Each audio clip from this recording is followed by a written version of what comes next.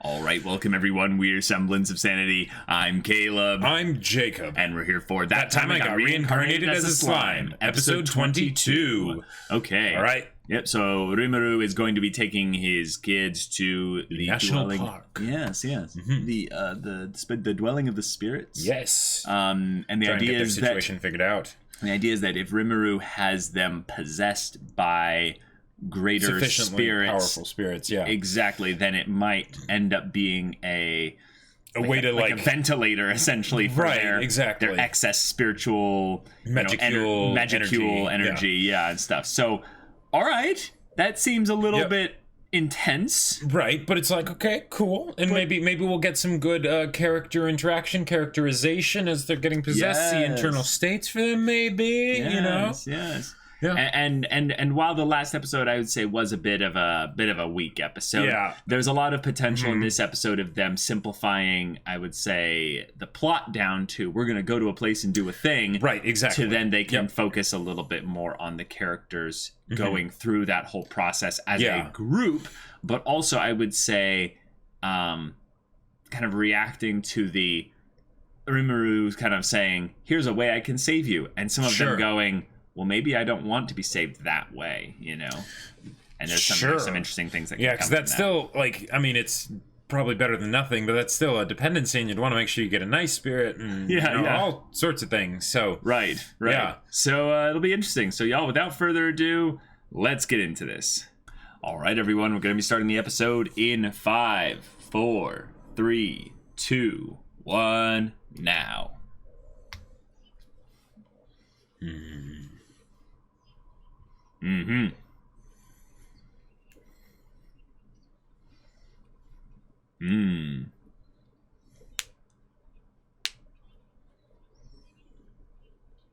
Yep.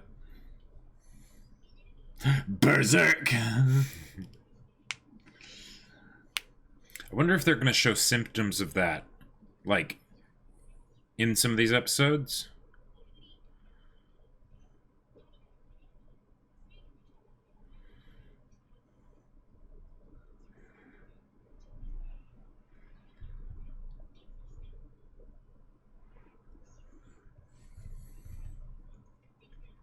Okay.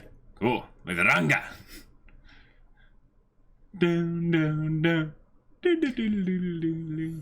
Did we get that much, like... actual details on that? No. Like, did previous episodes in arcs and stuff do recap as well, or did they just go right into it? Most of them went right into it. Yeah. Yeah. That is kind of interesting, right? Maybe a little bit of padding here. Or maybe just prepping us for the importance of what's to come next. Sure. Da da da da da da da da da da da da da da da da da. Because some of the things they actually showed visually were things we'd never seen before. The whole thing with the blue forms. Okay. That was completely new. Sure.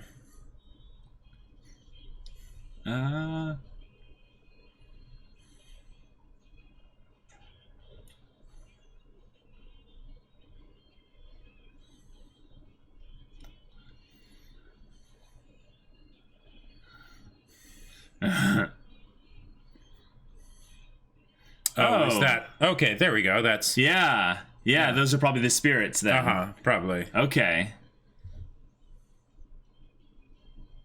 And they don't look very, good, Conquering the Labyrinth. Oh. Okay. Dungeon crawling.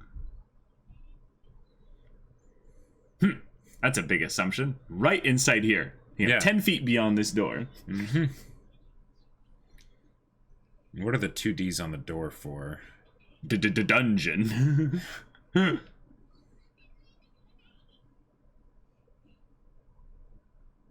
Main girl right here.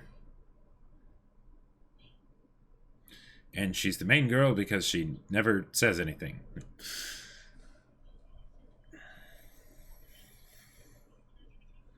Cool.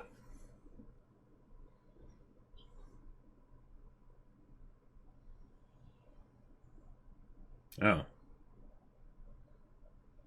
Okay. He's already defeated one of the worst enemies of adventurers. Yep, yep.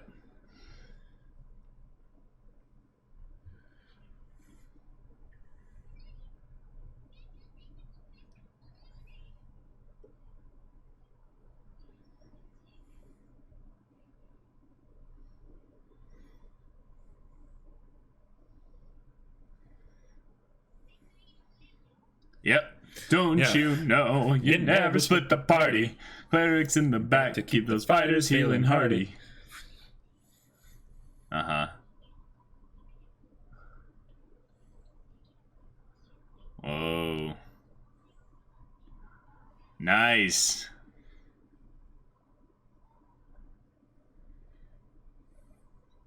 Fairies, Jacob. I hate fairies.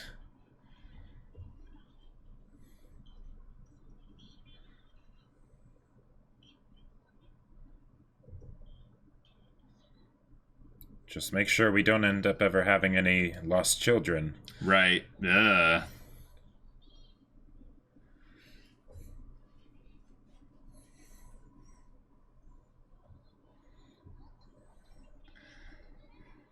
Ugh.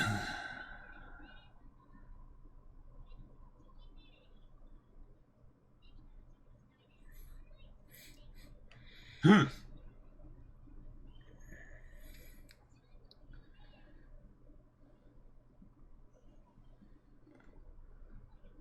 Huh.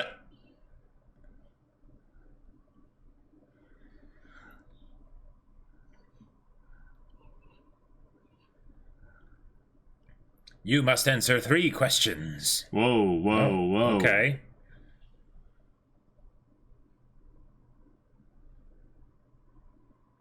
Rainbow Road.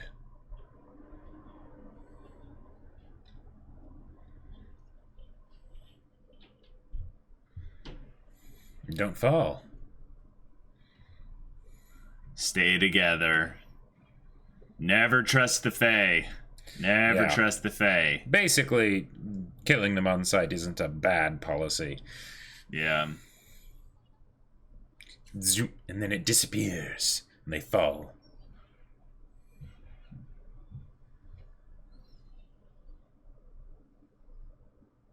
Okay. Illusions and... Oh, wait. What? Is Rimuru gonna fight a Gundam?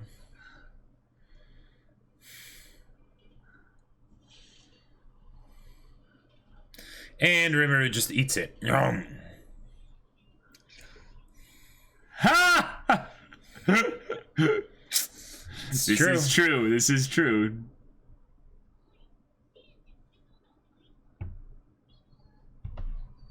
Bing bong.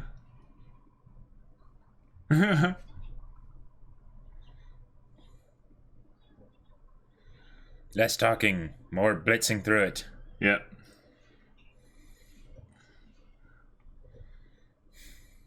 Nice, nice.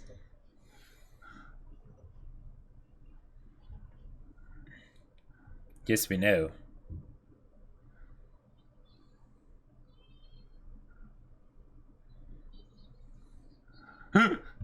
Or wait, is this actually the Harlequins? No, is that I the don't same think voice? So. I don't think so, no.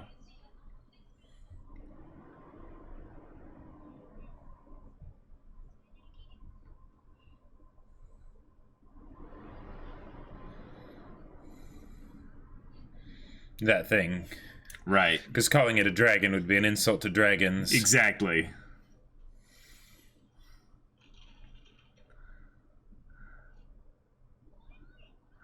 Is it just me, or did the room and the mech get a lot bigger?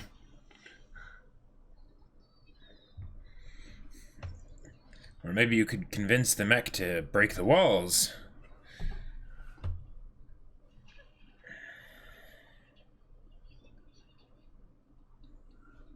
Maybe swallow it.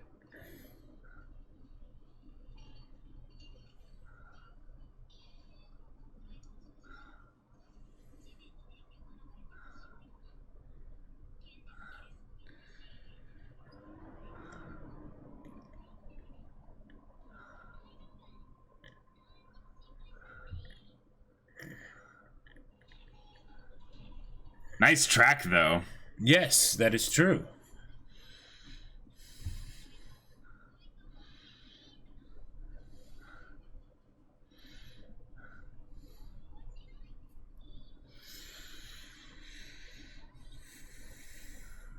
I do hate plot rails.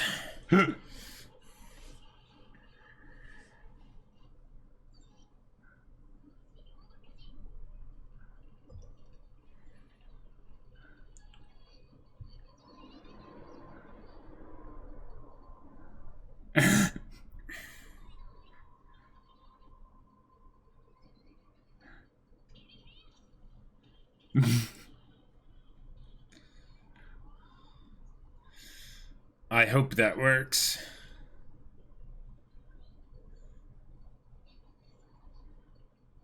Yay! And there he goes. Yep, there he goes. And it's dead.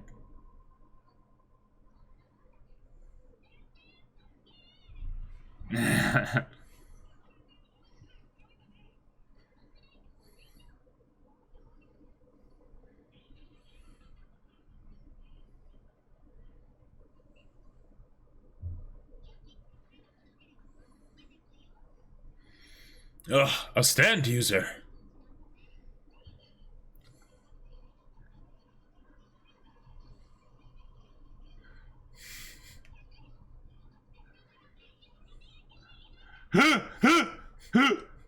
Okay. Okay. All right.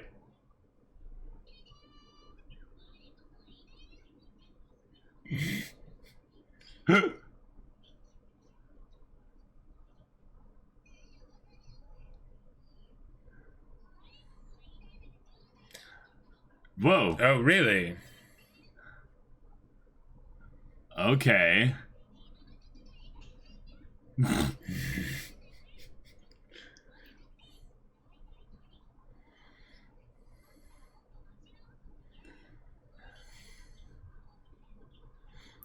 Well, Milim exists, but yeah. A fairy. Oh!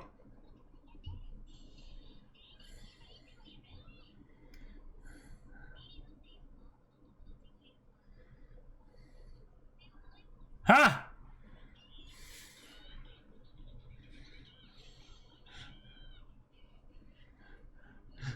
Are we gonna meet the other spirits? Or fairies?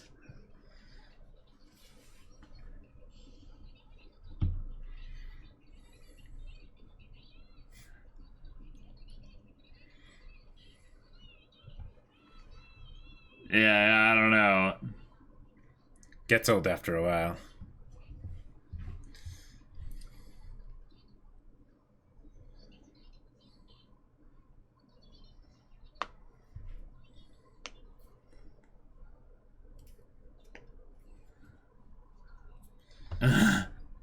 That's right. So please stop bothering us.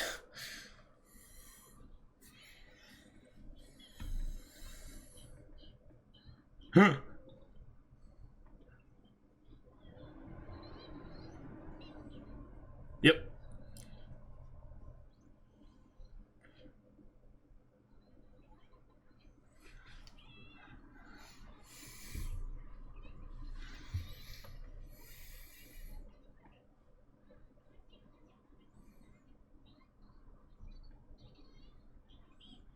Who are you again?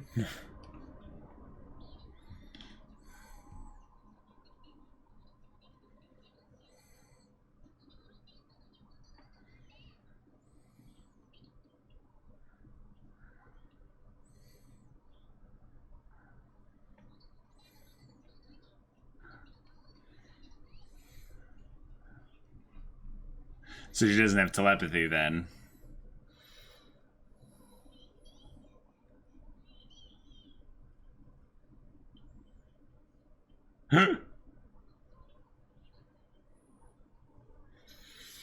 Just, mess with you, like all fairies. Yep.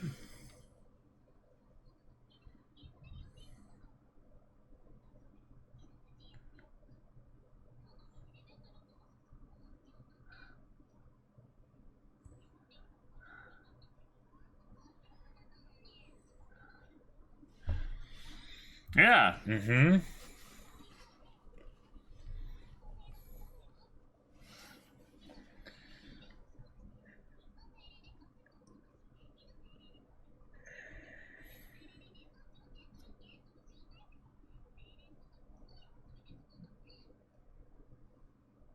And thus, that is why it was destroyed so easily.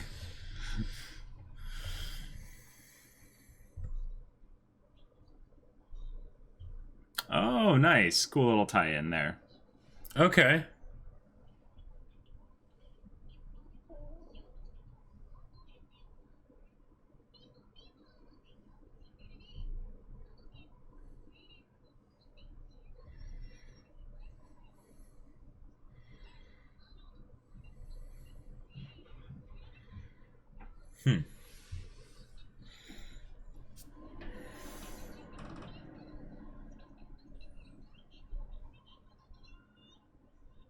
Yes.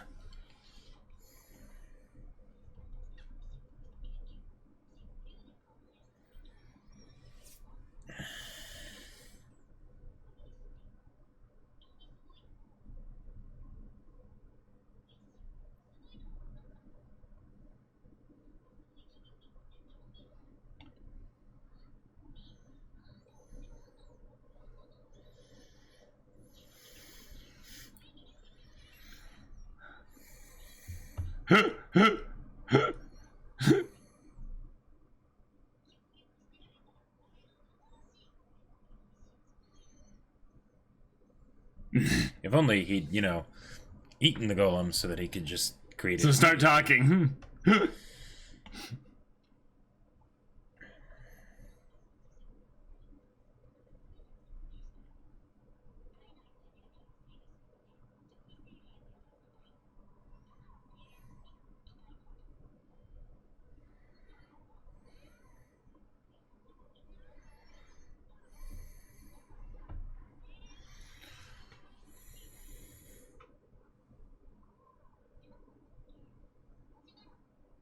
Oh. Eh, eh, eh.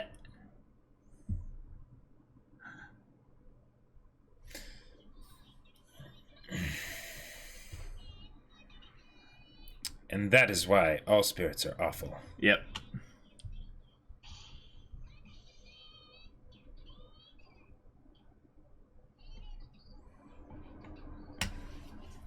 Yes. Oh.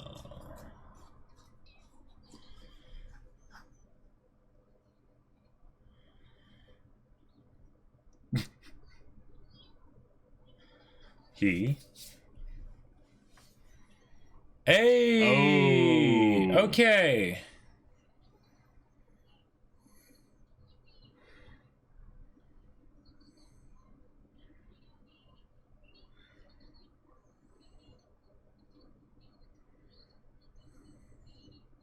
Oh. Oh. Oh, Okay. dang.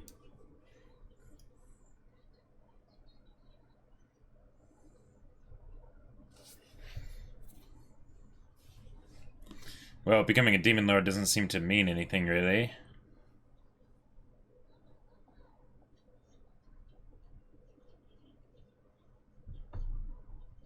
It seems like everyone can become demon lords in this world.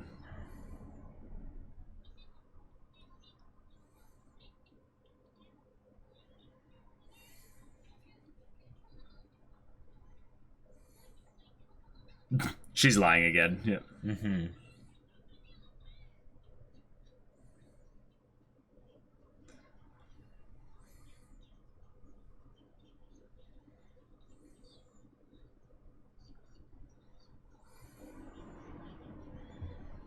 Yeah, pretty much.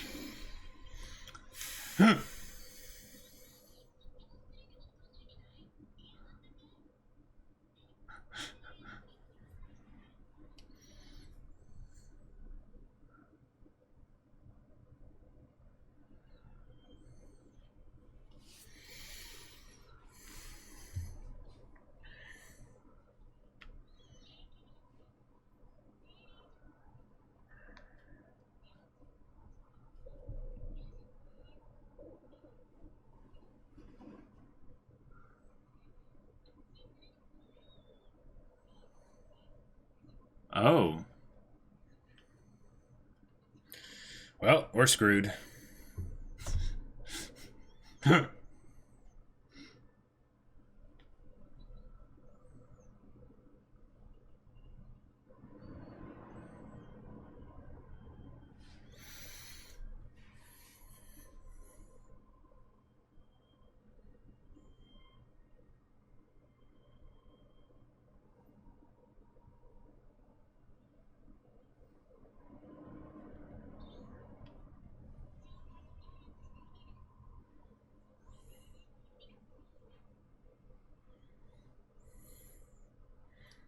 Just like that.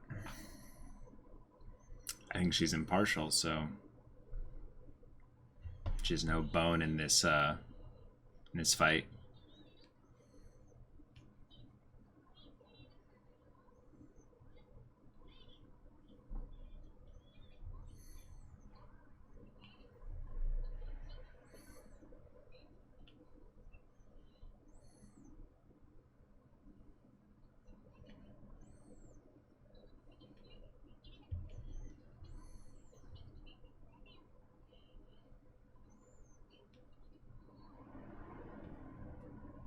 Okay.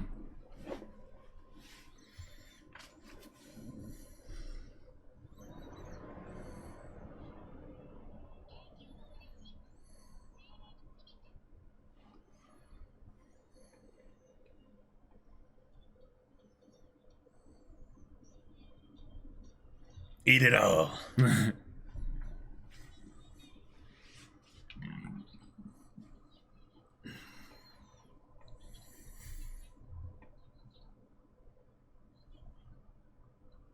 Then you'll die.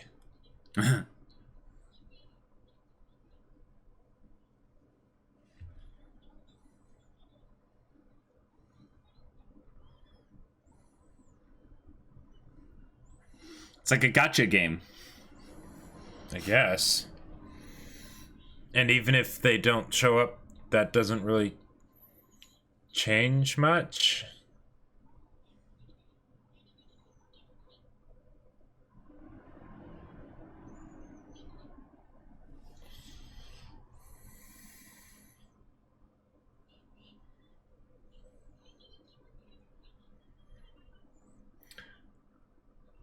So will Rimuru kind of be splitting his power if the spirits don't show up so that to create the spirits himself?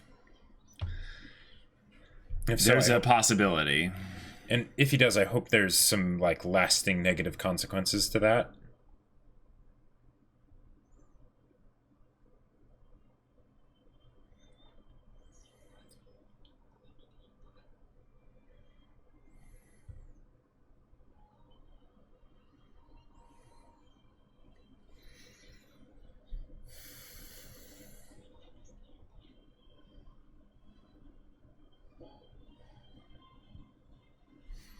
Cool.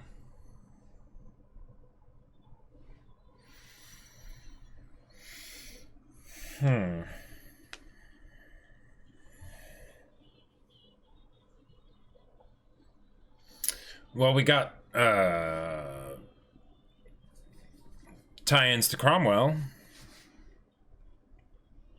Yeah, the kids were not developed in the slightest. Nope. Even the new character they introduced, we didn't get a single shred of vulnerability from her. Yeah, she was kind of an exposition dump machine. Yeah. And an annoying one at that. Like when the when the main character even is just saying, "Oh, this person's annoying. And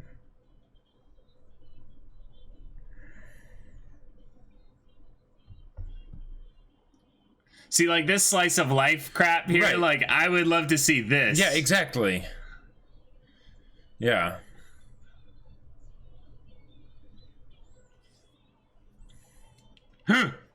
Yeah, like, let's literally just get, like a meal montage with them where they talk about life and, like, how they're doing and stuff. Right. Or maybe specific memories they had with Shizu or something. Exactly. Like, you know, like... How did you know Shizu and all that? Yeah. Right. Mm-hmm. Exactly. I mean, they already talked about that a little bit, but yeah.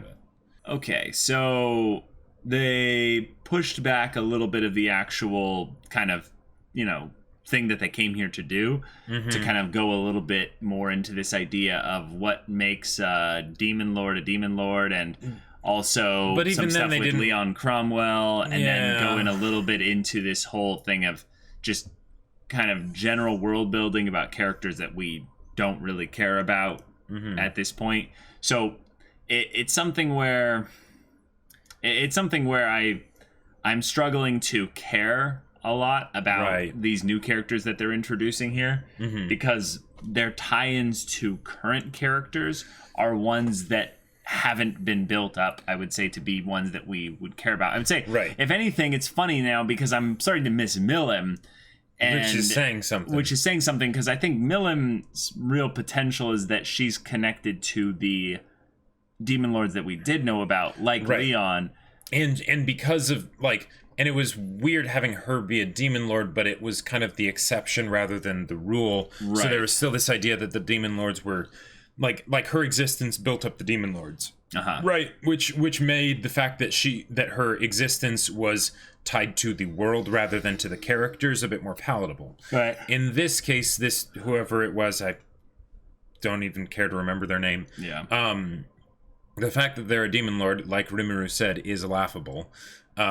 And it certainly doesn't make the demon lords feel scary, which means that I'm not excited to see them explore them further. And it even pulls down Cromwell by association. Like, it's like, okay, so what does it mean to be a demon lord? Absolutely nothing. Like, are the demon lords just going to be the next collection of, like, waifus, basically, or what? Yeah. Yeah, I think it is, basically. Yeah. I think this is the same problem. Basically, kind of Bleach went through, of where you have basically this new power ceiling, but instead of it being actually a power ceiling, what it is it's a no, this is what everyone's going to turn into. Rimuru's going to turn into a demon lord. Right. Gobta's going to turn into... Gobta's actually going to be probably something beyond demon lords, because demon lords won't even mean anything. Like, and even in the case of at least Bleach, we had the interactions of these characters, maybe from the antagonist side behind the scenes that we got to see, and even if it wasn't good, like that was still something we got. Whereas with the kids now, with the kids specifically, they're literally just an echo chamber of just like, go sensei, and it's like, okay, if that's all they're going to be for now, that's great, but then don't try to make this kind of this whole thing of saving them be about a thing of where we are supposed to care about them just either one because they're kids, which I think is something you can rely on a little bit. That's a good place to start, but you don't end there. And then the other thing of it being, they're connected to Shizue, and it's like, okay, again, a great place to start. But yes, that's a starting point. Yeah. Exactly. You didn't explore anything of that yet.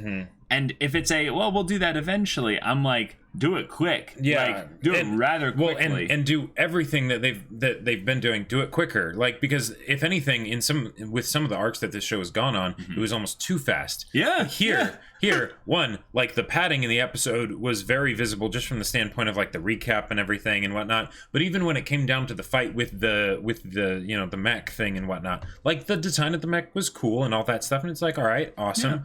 But, like, remember what kind of show this is. This is the show about the super overpowered protagonist that it's like, oh yeah, cool, you have set up something that is supposed to be some challenge. Except it's not fully that. It's the super overpowered wholesome protagonist. Right. But in the case where it's, okay, we're going to present you with a non-sentient thing that is an obstacle for you just because we decide for there to be an obstacle for you, you know.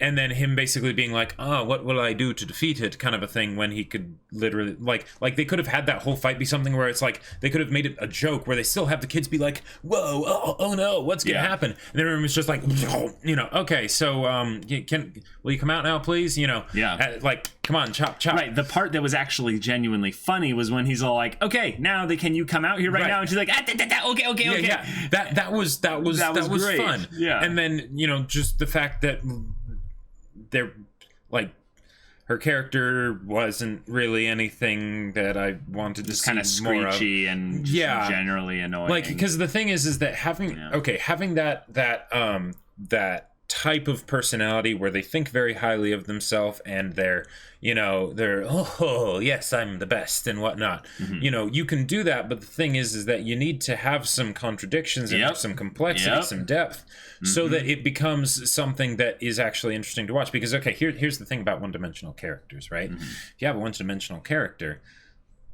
if you look at a heart rate monitor, right, and it goes one-dimensional, that's flatline. You don't want that, right? And that becomes rather boring to look at. And they, if they went for the whole angle of actually exploring why this character, I would say, is connected to the other demon lords, like they had this thing of being like, yeah, like that's like, they could have had it be a thing where it's like, oh, Milim, oh, okay, and then their demeanor changes a little bit instead of trying it's to like, prove themselves. I'm friends with Milim, and so it's like, but I'm totally way better than Milim, or the whole idea of the fall from grace, like okay, just you say that, and that's a cliche term, but it could actually be very powerful if you talked about like, before I blah blah blah, and then insert however they became a demon lord and why that's a fall from grace as opposed to just deciding to just check a box. You can only have, I would say, so many overtly cocky characters that are also loud and grating on the ears before it actually just gets like tiring. Like literally when the only thing for the main character to say is this person is annoying, right? Yeah. Maybe you should, go home and rethink this character. And it's partially because I would say that we basically had teased this idea of a dungeon crawl with going through this little mini encounter thing here. And a character-focused dungeon crawl. And a character-focused one, I would say, at the very least, although it wasn't actually promised we would have a character focus, it was just that the potential was there for so much character focus, and they've done character focus decently well in previous arcs and stuff. So the fact that there was this much setup for it and then it's completely ignored, it's like no, don't forget about what makes this show special. Right. I would say that what we're seeing right here is probably at the very least an example of where the whole thing is an adaptation, and this is not the good parts of the adaptation. Right, and that's one of the things that is understandable with light novels and stuff, because if they're cranking out them like every 4 months or whatever, which sometimes it is that for light novels, then some of them are not going to be that great. But this is, I would say, a prime example of why not holding the source material as like God is so important, because when you have things like this, because not everything will be gold, right? And that's totally understandable, especially when you're dealing with the kind of original material that you have to work with, as far as anime goes, right? You get the ingenuity, but you don't get a lot of the refinement. So when you adapt, add the refinement in there, right? And if anything, it looks like it was the refinement was taken out, like like they, whatever it was in the source material, like they threw the padding in there. They did all this stuff to basically try and, I don't know, fluff it out. Maybe it'll maybe the worrisome thing to Jacob is that they did refine it. There was just way more exposition talking about things. Sure. And they tried to focus it more on just making her have a distinct personality. Yeah. And that's scary. Like, even if there wasn't any interaction with the kids in the original material that was, talking about their feelings and how what they really felt about Shizue, and maybe some memories with Shizue and things like that. Just at the very least talking with Rimuru. Right, exactly. Just, about anything really. Yeah. That they could have done that, and they could have even just added that in here, and we don't have to know if if you just make it go in there seamlessly enough, and it doesn't have to be anything super important, so it won't get like there won't be disconnects later if they actually talk about stuff. It could just be literally anything. You bring that up, boom, we get some connection, we get some emotional foundation for these characters, so that we have a reason to be rooting for what's about to happen, because the fact that they're kids and the fact that they're going to die, that's a great starting point. But I don't see them as kids anymore. I don't see them as actual people. It's just, little cookie cutter. These are the quest items that exactly. Yeah. They're the quest items that you can't drop. Yeah. And and it brings down, I would say, Rimuru a lot, unfortunately, as well, because he's relegated to kind of reaction duty. Yeah. And so hopefully in future episodes we can get some character kind of stuff for this here. And then they seem to be redeeming, I would say, the new fairy character a little bit towards the end there, when they actually started having her go into the whole Queen of the Spirits stuff and actually making it be more about, I'm impartial, I'm going to, give these blessings, these boons and stuff. And I'm like, okay, well, because it was can you go into why that's important to you, right? More than just saying that, like, I'm impartial, so I'm going to do it. Go a little bit more into that, because I think that if we're like, here's where it might be, Jacob. That we're once this whole thing is done, Rimuru might say, like, hey, go back to my city, you'll have a cool thing there, and she'll be like, no, I have to be here and be impartial and be a balance. Like, okay, cool, bye. And then they would just done. So they're trying to just get it all out of the way as soon as possible. But I think that the exciting thing that we can look forward to potentially still is that they still haven't done the actual getting of the superior spirits, bringing them before the kids and actually doing the thing that might save them. And that's the part where we might actually finally get the characters for the kids to come out. Especially, I would say, the one girl that we're still kind of realizing that they're wanting to give extra focus to, the girl with the black hair. The quiet one? The quiet one, yeah. Because she kind of reminds us, I'd say, the most of Shizue. Sure, and at the very least, because being quiet is a part of her character, you could theoretically excuse the lack of characterization from her as just her being quiet. Right. Even though that's not it being done well, it's something that could be kind of like shifted in the perspective that we look at it, from. Whereas with the other kids, there's nothing. I don't think there's really much that they can do there or that they will do there, because I would just hope that means that either then the kids are not important yet, really, in the grand scheme of the story, or that they're just basically saving it all up for one big character moment type thing that will be handled way later, and once we've kind of just gotten comfortable with moving through the world building and plot stuff that they have in order to set up that moment. Like, when I think about the two best things that happened this episode, or three best things, the introduction for the new character, like at the beginning, with hiding in the ground and all that stuff, that was good, right?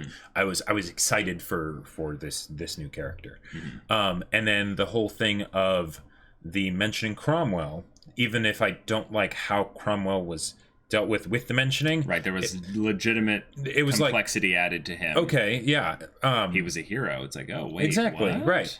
Now I would have much preferred if, when she was talking about Cromwell, that was in her different mode of talking, because then that would have made it a bit more engaging and stuff, since Cromwell seems to be one of the characters where we have to take him really seriously, whereas a lot of the other antagonistic characters, even if we're supposed to take them seriously, it's hard to actually take them seriously, because we know that, Rimuru is Rimuru and whatnot, right? Right. And then the fact that she changed her annoying tone, even if what she went into later didn't feel great, it was just not that. Yeah. So, yeah.